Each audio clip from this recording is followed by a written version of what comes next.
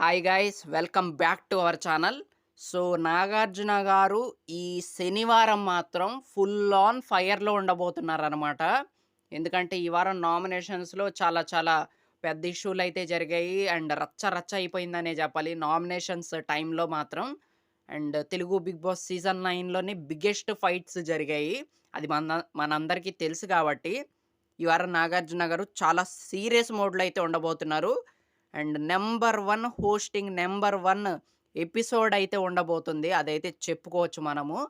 So, అయితే మనకేంటంటే red card ఇస్తారని చాలామంది అనుకుంటున్నారు గానీ, రెడ్ కార్డ్ చూపిచ్చి ఎళ్ళిపోమనరు గాబట్టి రెడ్ కార్డ్ జూపిస్తారు.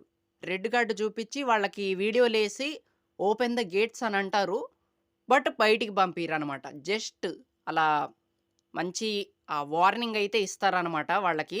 వాళ్ళు ఎక్కడ తప్పులు చేశారో ఏంటో అన్నీ చెప్తారనమాట. మన నాగార్జున గారి స్టైల్‌లో. నాగార్జున గారి గురించి మనందరికీ తెలిసిందే గదా!